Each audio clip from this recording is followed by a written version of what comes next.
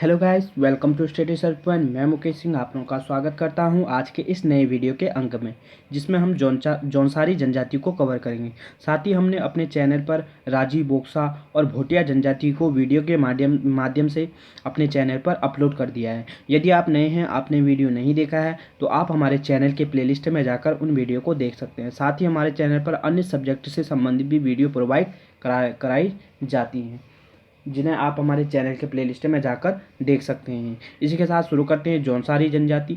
जौनसारी जनजाति जो है राज्य का दूसरा सबसे बड़ा जनजाति समूह है और गढ़वाल का सबसे बड़ा जनजाति समूह है। ठीक है, राज्य का दूसरा सबसे बड़ा जनजाति समूह कौन सा है? जौनसारी जनजाति।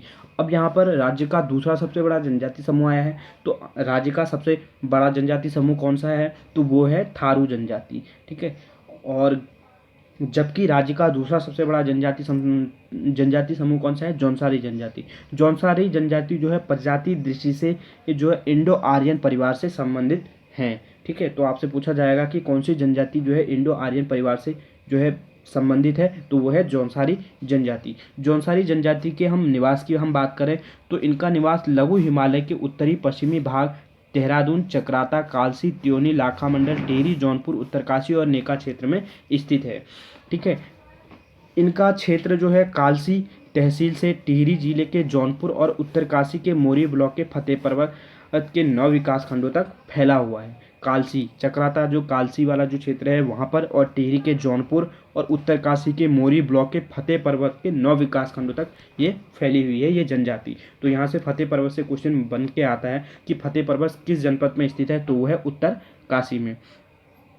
और जो जौनसारी जनजाति है वो कितने जिलों में निवास करती है? ठीक है, वो करती है आपका देहरादून, 3 जिलों में, देहरादून, टिहरी और उत्तरकाशी में। जौनसारी जनजाति के हम समाज की बात करें, जौनसारी जनजाति का समाज जो है 3 वर्गों में विभाजित है: खसास, कारीगर और हरिजन खसास। देखो, खसास के अंतर्गत जो है ब्राह्मण राजपूत वर्ग के अंतर्गत राजपूत लोग आते हैं, और कारीगर वर्ग के अंतर्गत लोहार, सोनार, बढ़ई ये सब आते हैं। जबकि हरिजन खसास के अंतर्गत कोल्टा जनजाति, डोम और जो है मोची ये सभी आते हैं। ठीक है, आपसे पूछा है कि कोल्टा जनजाति निम्न में से किसकी उपजाति है? तो वो है जौनसारी जनजाति की। जौनसार भाबर को जो है 1829 ईस्वी में चकराता तहसील में शामिल किया गया था, और उससे पूर्व यह सिरमौर के जिले में शामिल था। तो आपसे पूछा जाएगा कि जौनसारी जनजाति जो है वो जौनसार भाबर क्षेत्र जो है कब चकराता तहसील में शामिल किया गया था जौनसार भाबर क्षेत्र को? तो वो किया गया था 1829 ईस्वी में। इससे पूर्व में ये सिरमौर जिले में शामिल था। 1872 और 1884 में जौनसार भाबर में पहली बार बंदोबस्त भी कराया गया था। जौनसार भाबर क्षेत्र में पहली बार बंदोबस्त कब कराया गया? वो 1872 से 1884 ईस्वी में। जौनसार की भाषा की हम बात करें, जौनसार की मुख्य भाषा जो है वो है जौनसारी ही है, लेकिन भाबर क्षेत्र में भावरी भाषा बोली जाती है, देवघर क्षेत्र में देवघारी तथा हिमाचली भाषा भी कहीं कहीं पर बोली जाती है। ठीक है, जबकि जौनसारी भाषा में जो है राजस्थानी भाषा का भी मिश्रण मिलता है। तो आपसे पूछा जाएगा कि निम्न में से किस जनजाति में राजस्थानी भाषा का मिश्रण मिलता है? तो वो मिलता है जौनसारी जनजाति में।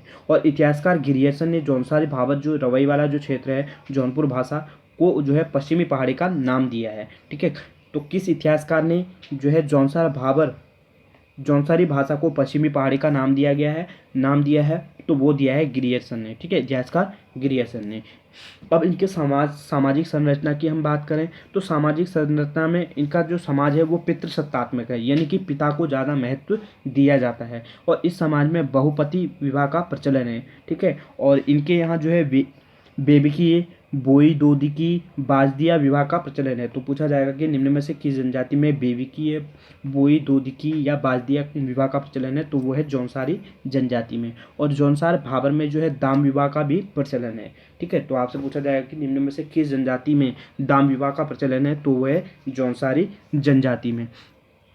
अब हम इनके धर्म की बात करें, इनका धर्म जो है हिंदू धर्म को ही मानते हैं। ये लोग भी हिंदू धर्म को ही मानते हैं। इनके कुछ प्रमुख देवता हैं जैसे महासु, वासिक, बोठा, पवासी, चालदा, देवी देवता आदि इनको जो है कुलदेवी एवं संरक्षक ये लोग अपना मानते हैं। ठीक है, और डाकिनी साकिनी परियों की भी ये पूजा करते हैं। तो आपसे पूछा जाएगा निम्न में से कौन सी जनजाति डाकिनी साकिनी परियों की पूजा करती है, तो वो है जौनसारी जनजाति। या महासू, वासिक, बोठा, पवासी, चोलदा आदि किसके प्रमुख देवी देवता हैं, तो वो है जौनसारी जनजाति के।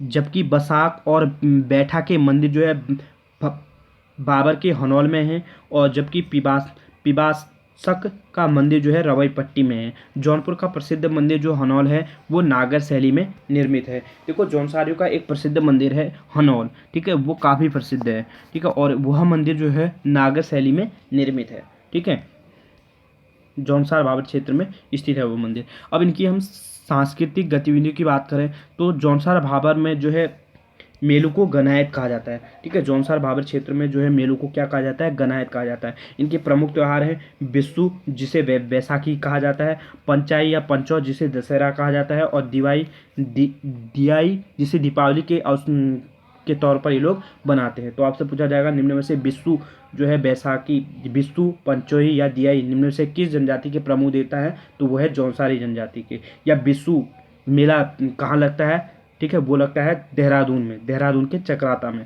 ठीक है। पंचो त्यौहार कहाँ लगता है, तो देहरादून में, ठीक है। और माघ त्यौहार, नुड़ई, जागड़, अठोई आदि इनके प्रमुख त्यौहार हैं। दीपावली को एक माह के बाद मनाते हैं तथा इस अवसर पर ये भीमल की लकड़ी जलाते हैं, और इस अवसर पर पुरुष जो है पत्तेबाजी नृत्य करते हैं। इस पत्तेबाजी नृत्य से काफ़ी महत्वपूर्ण क्वेश्चन बन के आता है कि निम्न में से कौन सी जनजाति जो है पत्तेबाजी नृत्य करती है, तो वो है जौनसारी जनजाति। और इनका एक प्रमुख त्यौहार है जो कि हनौल, जो महासू देवता इनके प्रमुख देवता हैं उन्हीं पर आधारित, जागड़ा, ठीक है, जागड़ा जो है महासू देवता का त्यौहार है जो भादो महीने में मनाया जाता है, और इस अवसर पर जो महासू देवता की जो मूर्ति है उसे टोंस नदी में स्नान कराया जाता है। तो आपसे पूछा जाएगा कि जागड़ा किसके प्रमुख त्यौहार हैं, तो वो है जौनसारी जनजाति का। और किस देवता का प्रमुख त्यौहार है, महासू देवता का। और जागड़ा महासू देवता का त्यौहार जो है जौनसारी जनजाति क्षेत्र में कब मनाया जाता है, तो वो मनाया जाता है भादो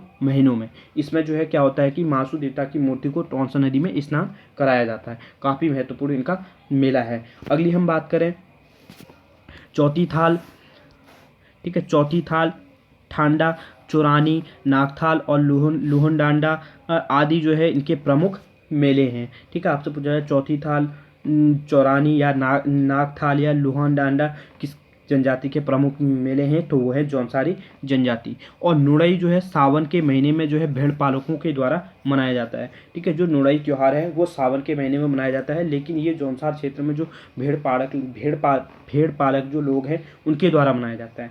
और जौनसारी जनजाति में जो है 3 मई को वीर केसरी की याद में जो है चौथी थाल का मेला लगता है, ठीक है, चैती थाल का मेला लगता है। तो आपसे पूछा जाएगा कि किसकी याद में चैती थाल का मेला लगता है, तो वो लगता है वीर केसरी की याद में, ठीक है। कब लगता है, 3 मई को, ठीक, कहाँ लगता है, जौनसार क्षेत्र में, ठीक है। अब इनके नृत्य की हम बात करें जौनसारी जनजाति में हारुल नृत्य, परात नृत्य, रासो, घुमसू, झेला, छोड़ो, धोई और घुड़चा ये प्रमुख जो है नृत्य हैं।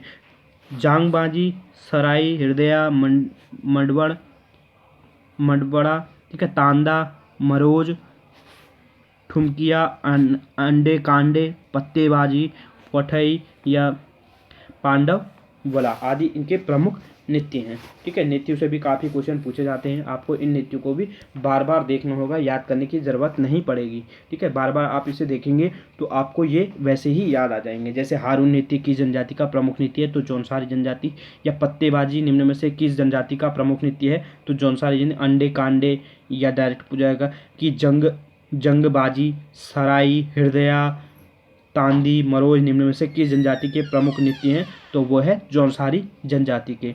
अब हम इनके लोकगीत की हम बात करें, देखो इनके लोकगीत जो है हारू, मंगला, छोड़ो, सिलोंगू, केदार छाया, गोंडबड़ा और रणारात विरासु इनके प्रमुख लोकगीत हैं, ठीक है। जौनसारी जनजाति में जो है खुमरी नामक पंचायत स्थित है, ठीक है। तो आपसे पूछा जाएगा कि किस जनजाति में खुमरी नामक पंचायत स्थित है, तो वो है जौनसारी जनजाति में। खुमरी का मुखिया जो होता है वो ग्राम का सयाना होता है, ठीक है, सयाना, ठीक है। खुमरी का मुखिया जो होता है ग्राम का सबसे सयाना जो होता है वही सयाना। अब हम बात करते हैं जौनसार क्षेत्र के प्रमुख व्यक्ति, ठीक है। जौनसार क्षेत्र के प्रमुख व्यक्ति सबसे पहले है वीर केसरी, ठीक है, वीर केसरी चंद। वीर केसरी चंद का जो जन्म हुआ है वो चक्राता में गांव में हुआ है, ठीक है, क्यावा गांव में, ठीक है। और 1920 में, नवंबर 1920 में इनका जन्म हुआ है। और बोस की आज़ाद हिंद फौज में भर्ती हो गए थे और 3 मई को 1945 ईस्वी को इनको सजा हुई थी, ठीक है। जिस कारण 3 मई चक्राता में जो है चौथी थाल का मेला लगता है इनकी याद में। प्रत्येक वर्ष जो है 3 मई को चक्राता में चौथी थाल का मेला लगता है। नेक्स्ट है केदार सिंह। केदार सिंह जो है जिन्हें जौनसार के प्रथम समाज सेवी कहा जाता है, ठीक है। और जौनसार समाज सेवा एवं जन जागृति का अग्रदूत भी कहा जाता है। तो आपसे पूछा जाए कि जौनसार समाज सेवा या जन जागृति का अग्रदूत कहा जाता है, किसे कहा जाता है, तो वो केदार सिंह कोच कहा जाता है। या डायरेक्ट कि जौनसार का जन जागृत का अग्रदूत किसे कहा जाता है, तो वो केदार सिंह को कहा जाता है। या जौनसार के प्रथम समाज सेवी थे वो केदार सिंह थे, ठीक है। नेक्स्ट है पंडित शिवराम, ठीक है।